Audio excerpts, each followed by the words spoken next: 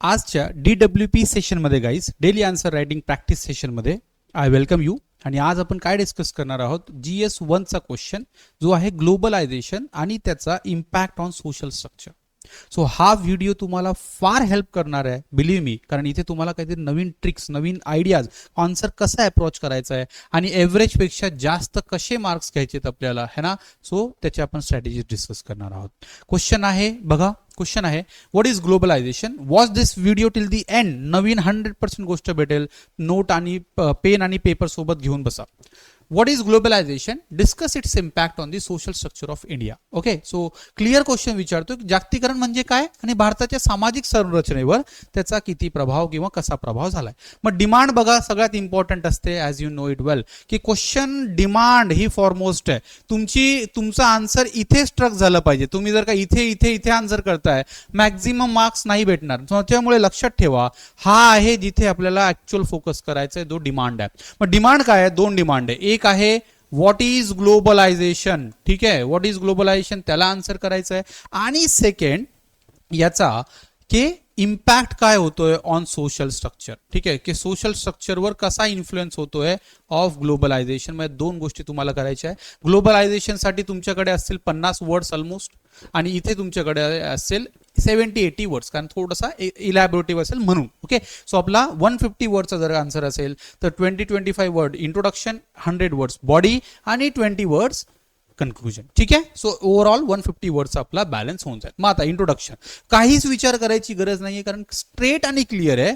इथे तुम्हाला सांगायचं आहे what is globalisation. So define globalisation.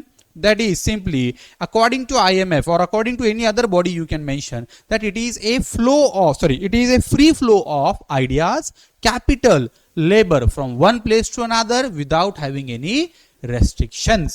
Okay, so globalization is a modern heightened phenomena, ठीक है, किंवा modern phenomena that is implemented at a world global scale and making it a small village. Yes, simple. Okay, so मग globalisation चे dimensions काय ते सुद्धा mention करून घ्या.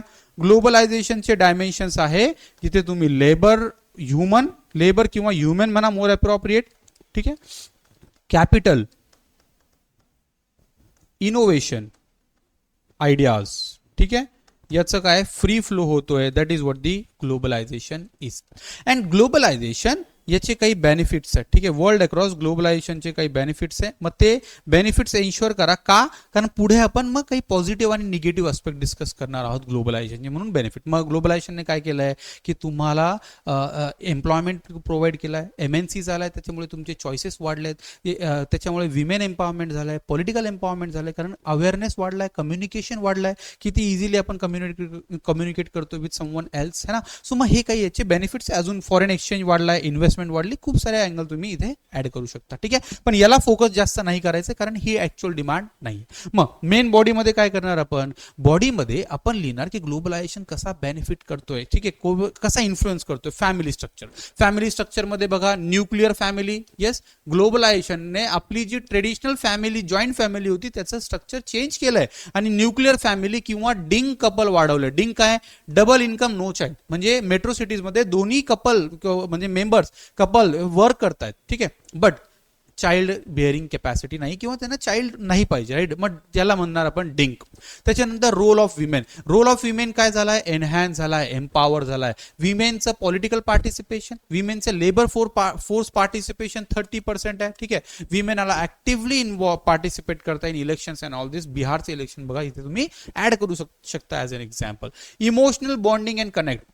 Now, though globalization has bring people closer, but they are only for economical mean and not by emotional bonding or connect, है ना. मग आता इथे काय होतोय की इथे there remains a gap between society, there remains a gap between family members and individuals also, right. मग इथे त्याच्यामुळे सुसाइड्स आहे किंवा डिप्रेशन आहे, स्ट्रेस आहे, है ना, याचा अमाउंट वाढतोय. आणि India is now the country with the highest youth suicide in the world डिप्रेशनचे केसेस आपले वाढत आहेत. सो तो सुद्धा पॉईंट आहे. त्याच्यानंतर सोशल रिस्ट्रक्चरिंग, ठीक आहे, हा रिस्ट्रक्चरिंग आहे. इथे आता सोशल व्हॅल्यूज किंवा आता पॅरेंटचा रोल रिडिफाईन झालाय. येस, चाइल्डचा रोल रिडिफाईन झालाय.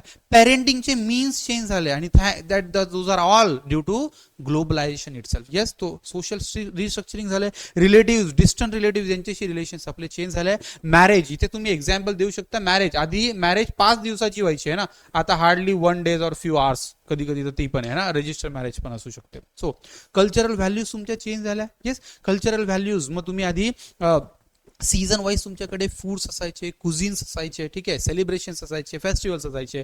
पण ग्लोबलायझेशन्स मध्ये आता कल्चरल व्हॅल्यूज किंवा कल्चर चेंज झालंय. व्हॅलेंटाईन डेज असतील, क्रिसमस असेल, ओके, किंवा अजून काही फेस्टिवल्स आहेत, निगेटिव्ह नाहीये बट चेंज झालंय आणि त्याचा अल्टिमेटली इम्पॅक्ट सुद्धा होतोय.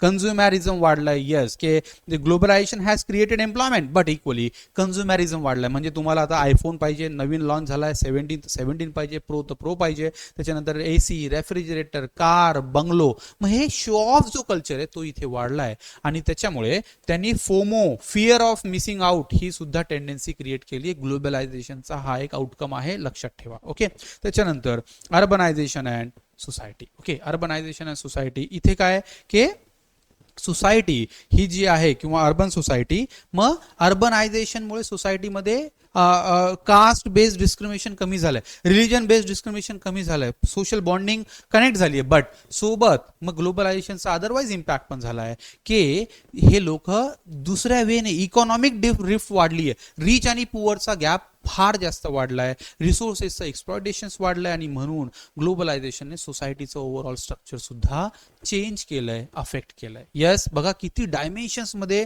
I have explain this thing, किती नंबर ऑफ एक्झाम्पल्स आहे बघा. मग एव्हरेज पेक्षा जास्त मार्क्स आपल्याला इथे भेटतील 100%. ओके, मग आता कन्क्लुजन, दस globalization has affected society from all its side. We need to integrate globalization and society in a way they both should promote positives in each other. है ना, की ग्लोबलायझेशन ने समाज व्यवस्थेला अफेक्ट केलंय, प्रभावित केलंय. आता आपल्याला गरज आहे की आपण जागतिकीकरण आणि समाज यांना अशा प्रकारे मिक्स करायचं आहे की ते दोघंही एकमेकांना सपोर्ट करतील, ग्रोथ करतील. आय होप तुम्हाला हा डिस्कशन फ्रुटफुल वाटला असेल, कळाला असेल अप्रोच काय असला पाहिजे आपला. आन्सर लिहा, मला सेंड करा, मी तुम्हाला इव्हॅल्युएट सुद्धा करून देईल. येस, आणि सेशन लाईक करा, शेअर करा, सबस्क्राईब करा गाईस. थँक्यू.